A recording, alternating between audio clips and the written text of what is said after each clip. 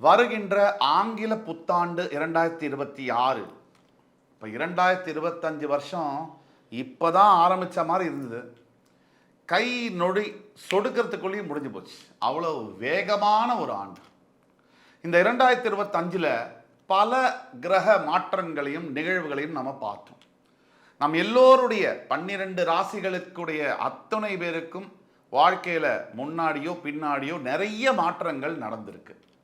நிறைய நல்ல விஷயங்கள், நிறைய போராட்டங்கள், நிறைய சிக்கல்கள், நிறைய சவால்கள், நிறைய சாதனைகள் எல்லாமே நடந்திருக்கு. பல பேருடைய வாழ்க்கை மாறி இருக்கு.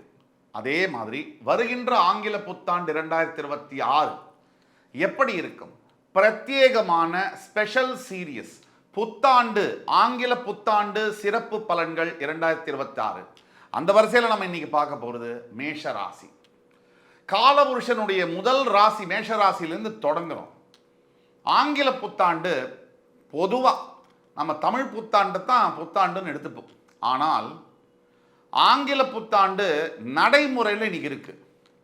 நம்ம பல விஷயம் வேண்டாம்னு நினைச்சாலும் கம்ப்யூட்டரை ஒரு காலத்தில் 30 வருஷத்துக்கு முன்னாடி கம்ப்யூட்டரே வேண்டான்னு போராட்டம் பண்ணோம்.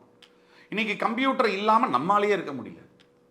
மொபைல் ஃபோன் வச்சுக்கிறது ரொம்ப லக்ஸரி, அது ரொம்ப ஒரு மிகப்பெரிய ஆளுங்க தான் வச்சுக்க முடியும்னு 90களோட கடைசியில் 2005 வரைக்கும் நினச்சாங்க.